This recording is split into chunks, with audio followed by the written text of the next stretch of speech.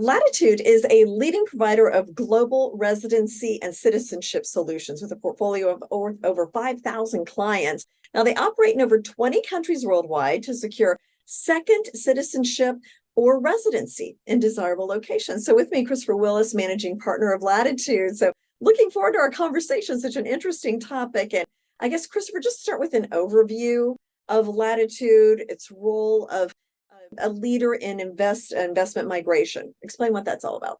Perfect. Thank you, Jane. Yes, I mean, we've been doing this for quite a long time. You know, our senior executive has over 100 years of combined experience. And what we do is we advise clients on the solutions for having an alternative residency or citizenship. You know, in particular, we do a lot of work with family offices to advise on incorporating this as part of an overall structure, because many people don't have it. And so they're realizing it's becoming much more necessary. But as a firm, as you touched, we touched on, we've got offices in over 20 countries. We're very active both in the countries where people are coming from and the countries where they're going to. And so, we're very proud of the diversity that we have in our firm and being able to work with clients from every background. How do you differentiate yourselves from others who are in this industry? Well, apart from the leadership and experience that we have, we focus very much on the private client side, so dealing with individuals looking for these solutions. But we also have a very active government advisory side. So this is working with governments, demonstrating that we're trusted by governments to be able to advise them on their existing programs, whether that's refining that or in some cases building a program from scratch, which we've done before as well. So that angle just allows us to give guidance on both sides of the fence, if you like, to clients, and understanding how their application will be considered by the different government authorities. We've also expanded into citizenship by descent. So there's, examples where someone may be looking at an application by investment, but realize they're actually eligible through ancestral links. So we're seeing more of that in, certain parts of the country, like in New York, for example, there's so many people with Italian or Irish heritage, and many of them could actually be eligible for European citizenship by virtue of those ancestral links. And then, I guess the final piece that differentiates us is our sort of our ancillary and follow-up or post-approval services. So helping people getting settled. Not everybody is actually moving, they're using it for different purposes. But for those who want to establish getting a property, opening a bank account, getting a driver's license, things like that, we can take care of everything from A to Z. Okay. Who would you say are your typical clients that are looking to do this? And then also, how do you assist them in terms of identifying the most suitable program for them on a personal level and a financial level? Yeah, I mean, there's a whole cross section of people, whether it's, business leaders, self-employed people, athletes, celebrities, influencers, there's a whole cross section. And so everybody's going to have their different needs and motivations. So what we do is we have an initial consultation to sort of get to know them, understand why they're looking to do this, what their motivation is to do it, the time scales, the budget they want to put towards this. And once we have that sort of profile, then we can advise them on what would be better. Also, if they're looking for residency or citizenship, in many cases, people do a combination. So they may say, well, look, let's get a second citizenship, let's say in the Caribbean, and have a longer term plan to get citizenship in the European Union. So they're looking in to cover all the bases, not only just for themselves, but for future generations as well. Yeah, that's really interesting. So explain the process of advising them in terms of kind of guiding them through the process of obtaining a second citizenship or residency. Well, a lot of this, it's a government application. So there's going to be government application forms, supporting documents. These documents have to be presented in a certain format, whether that's through a notary, having an apostille, things of that nature, getting into personal details, bank statements, family history, if you've been married, divorced, all these types of things, which form part of the application. On top of that, you've also got to go through police checks. So in the US, they would need to get their FBI summary check, which is an important part of the application. And that's really the starting point, because once an application is submitted, they'll also go through further due diligence examination that's done between a third-party private due diligence firm that's hired by the local government, but as well as international intelligence. So checking things like Interpol, Europol, the watch list and sanctions list and everything like that. So, it's not just hey, make the payment, get the citizenship. There's a lot more involved in the background. And, some people, they have complicated backgrounds. You look at some of the profile of our clients, they do have, it's not like, I went to school, I got a job, I bought a house, and here's my salary. It's very easy to document. But some of the people we work with do have very interesting and complex backgrounds. How do you address those complex backgrounds or if there's something that comes up on one of these background checks that is a concern. How do you deal with that?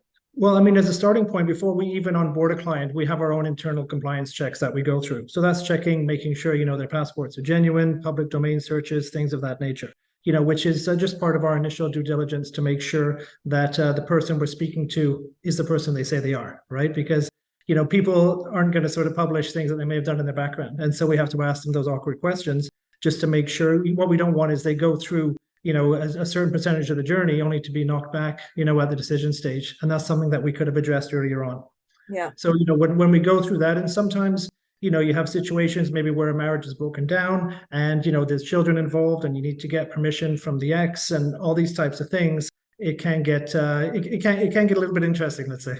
So Portugal, they had this golden visa, and then the Portuguese president recently vetoed the More Housing Bill. It was passed by the parliament there, but the president vetoed it. So explain why that's significant, what that means for that particular program.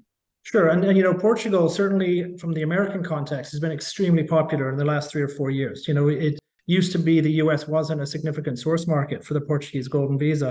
And it's now essentially one of their top source markets. So it's become very, very significant. What happened in Portugal was, politics, of course, come into this. There was pressures on the government because affordable housing, for the local Portuguese was increasing, and they were looking at the golden visa as being one of the reasons why that was the case. But you go back a couple of years, they had restricted residential investments in 3 major centers, the Algarve, Lisbon, and Porto, to remove that situation.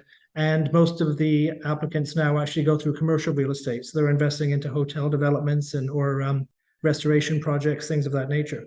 But I think because anything that's to do with housing, they've said, look, we're not going to continue with it because even though it doesn't have a direct influence on the program or the cost of local housing, from a political point of view, I think it was important they had to make that stand. So what they've essentially said is, look, we're going to continue with the program, but we're going to remove residential and commercial real estate investment options.